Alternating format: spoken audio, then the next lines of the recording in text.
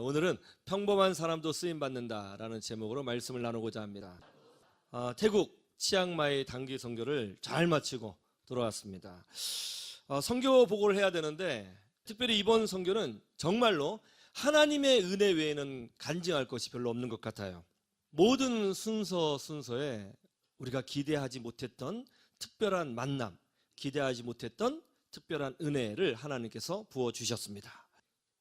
이번에는 그 세계적인 선교단체, 지구에 있는 선교단체 중에서 가장 크고 체계적이고 역사가 깊은 웩 선교, Worldwide Evangelization for Christ, WEC, 그 선교 국제본부에 방문해서 선교에 대해서 배우고 나눌 수 있는 그런 귀한 은혜를 가졌습니다. 특별히 이제 작년들은 국제본부 총재이신 박경남 선교사님, 참 만나기 어려운 분이에요.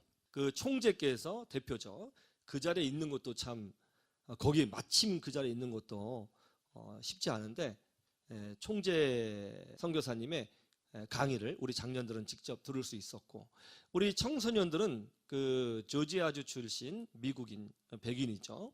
의사 선생님이면서 동시에 선교사인 버트 선교사님 네 분의 우리 청소년들은 소그룹 모임을 하면서 선교에 대해서 나눔을 가졌고, 또 우리 청년들은 그 볼프강이라고 하는 독일 출신 선교사님과 함께 소그룹 모임을 가지면서 선교에 대해서 은혜를 나눴습니다. 이번 선교는 이런 느낌이에요. 우리가 단기 선교를 해서 굉장히 많이 쓰임 받았지만 동시에 정말 우리 청년 청소년들은 수업료 100만 원 이상을 내고 들어야 할 엄청난 체험과 경험과 은혜를 또 배우는 그런 이전에 없었던 너무 복된 그런 선교 시간이었습니다. 수요일에는 이제 산 위에 사는 정말 산 꼭대기예요. 우리나라 한 1000m 이상이라고 했던 것 같은데 그런 마을에 사는 그 카렌족을 방문했습니다. 그리고 카렌 사람들 산 꼭대기에 살기 때문에 굉장히 가난해요. 물도 부족하고 그리고 산도 굉장히 비탈졌어요. 근데 그런데 집을 어떻게 나무로 이렇게 지어서 살고 계신 분들인데 마치 19세기, 그죠? 19세기에 사는 분들 같았습니다. 굉장히 남루하고 가난하고 어려운 분들입니다. 그 특별히 카렌족들은 태국 사람들에게 소수민족으로서 박해를 받고 있기 때문에 이 산에 올라간 거라고 하더라고요. 땅에 내려올 수가 없어서 쫓겨간 거죠. 그리고 이제 많이 눌려 있고 굉장히 경제적으로 어렵고 그리고 이제 의료 시설이 별로 없다 보니까 대부분들이 많이 아프세요.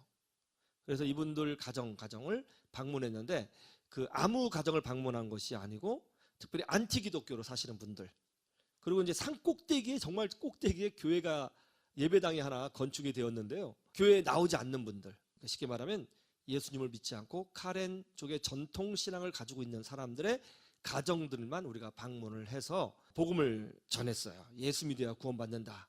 예수 믿어야 축복받는다. 예수 믿으면 치유받는다. 예수 믿으면 다른 인생을 살게 된다. 복음을 전하고 그리고 기도해주고 우리가 준비한 조그만 선물을 그분들에게 나눠드렸습니다. 우리 현지 목사님이 이제 통역을 카렌족의 언어로 해주셨어요. 제가 갔더니 한 분은 맹인이더라고요. 눈을 앞을 보지 못했어요. 그분을 위해서 기도하는데 성경에 보면 예수님이 맹인의 눈을 띄운 장면이 있잖아요. 정말 그런 일이 벌어지면 좋겠다. 그럼 여기 다 변화될 텐데 그런 생각을 했어요. 할렐루야. 그래서 제가 안수기도를 하는데 희한하더라고요. 몸을 팍 떨더라고요. 몸 떨림이 손에 핸드폰 진동처럼 탁 느껴져서 저 살짝 놀랐는데 귀신 쫓는 메시지로 바꿔서 기도하고 근데 그 어머니가 이제 그 맹인분을 아들인데 돌보는데 어머니가 또 암이더라고요. 또 어떤 분은 이제 병원이 없으니까 어떤 검진을 받을 수 없으니까 몸이 아프고 병이 있는 것도 분명한데 무슨 병인지 몰라요. 산비탈에 살다 보니까 굉장히 가파라요. 진짜 그 산을 올라가려면 길이 이제 좀 나 있어서 그렇지 그 길이 없으면 네 발로 기어가야 되는 그런 곳에 사시다 보니까 다 무릎이 다리가 고장 났어요. 성한 분이 없어요. 다 아파요. 그래서 이제 그분들에게 이제 복음을 전하고 치유를 선포하고 이제 교회에 오라고 초청을 했는데요. 열심히 복음을 전했는데 교회 안 가겠다고 그러더라고요. 잘 안 가겠다고 고개 설레 흔들어요. 그래서 제가 거기서 그냥 가지 않고 계속 초청했어요. 교회 나와야 된다. 계속 또 복음을 전하고 또 물어봐요. 교회 올 겁니까? 그럼 했더니 안 가겠다고. 그래서 또 저도 안 가고 거기 남아서 복음 전하고 교회 올 겁니까? 했더니 안 간다고 3번 정도. 또 복음을 전하고 또 올 겁니까? 그랬더니 갈 마음이 있다고 그러더라고요. 그래서 제가 갈 마음이 있으면 안 되고 와야 됩니다. 그랬더니 또 복음 전하고 했더니 오겠다고. 그러면 약속도 해야 됩니다. 약속하겠다고 했어요. 그래서 우리가 한 6가족인가 7가족인가요? 그죠? 그분들을 만났는데 그분들이 다 이제 교회 싫어하고 안 오는 분들이었는데 놀랍게도 가정 모두가 예수님을 영접하는 기적이 일어났어요. 나중에 윤 선교사님하고 대화를 했더니 쉬운 게 아니라는 거예요. 사실은 현지 그 목사님이 카렌조 목사님이 이분들한테 거의 10년 동안 복음을 전했는데 안 왔던 분들이라는 거예요. 그래서 우리 선교팀이 온다고 그래서 강성 반대인들만 섭외를 해가지고 그 교회를 그걸 가게 한 거예요.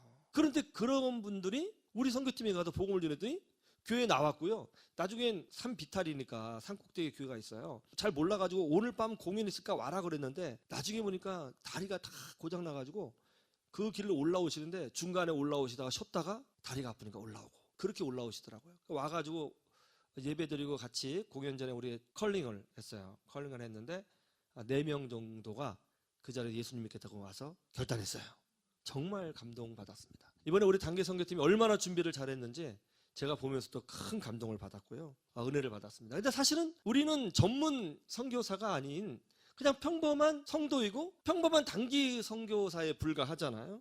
그럼에도 불구하고 수십 년 동안 복음을 전했지만 예수님을 믿지 않겠다고 완고했던 그 사람들이 우리 단기 선교팀을 방문을 통해서 99%도 아니고 100% 예수 믿고 하나님께 돌아왔다는 것은 정말 하나님의 은혜가 아니고선 설명할 수 없는 놀라운 은혜인 줄로 믿습니다.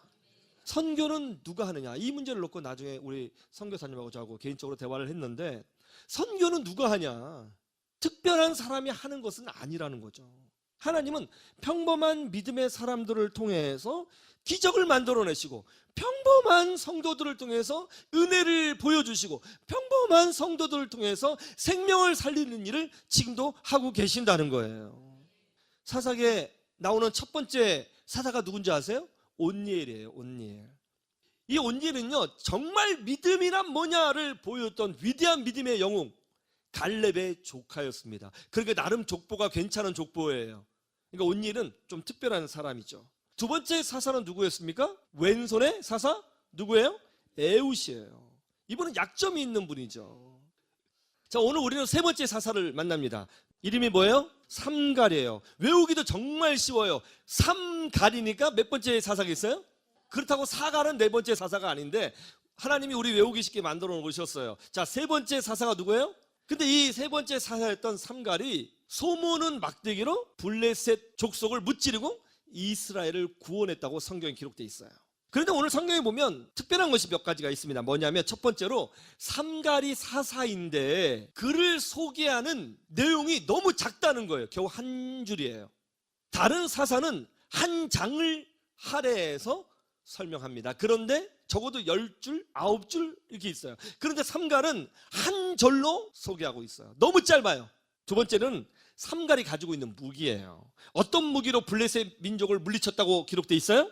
소모는 막대기예요. 이는 그가 평범한 목동이었다는 것을 보여주고 있어요. 특별한 무기가 아니에요.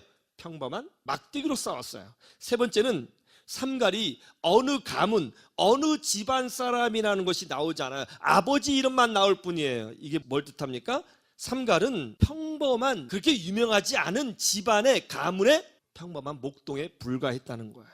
삼갈은 유명한 사람이 아니에요. 가문이 훌륭한 사람도 아니에요. 대단한 재력가도 아닙니다. 리더십이 있는 사람도 아니었어요. 평범한 목동에 불과했어요. 그런데 하나님은 아무도 알아주지도 않고 유명하지도 않고 특별한 능력이 있는 것도 아니고 가문이 좋은 것도 아닌 그냥 목동에 불과한 삼갈을 통해서 한 민족을 구원하셨다는 것입니다. 그리고 그를 놀랍게 축복해 주셨다는 거예요. 이번에 저희 선교팀에서 K댄스도 준비하고 태권무도 준비하고 전통 부채춤도 준비를 했습니다. 특별히 영적으로 많이 눌려있고 정서적으로 눌려있는 카렌족 사람들, 태국 사람이 아니잖아요. 그분들에게도 신학교가 있더라고요. 그분들의 신학교, 카렌족 산지족 신학교에 가서 그들을 위로하며 공연을 보여줬어요. 그런데 이게 공연을 보여주기 전에 우리가 한국 음식을 나눴는데 그때 잠깐 나누면서 우리 선교사님하고 이런저런 얘기를 나눴습니다. 그랬더니 무슨 얘기를 하냐면 여기 너무 조용하죠? 그러는 거예요. 그랬더니 정말 너무 조용해요. 사람이 있는데도 잘 보이지도 않아요.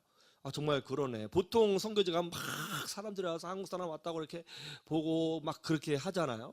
근데 보지도 않고 조용한 거예요. 그러네. 그랬더니 그러는 거예요.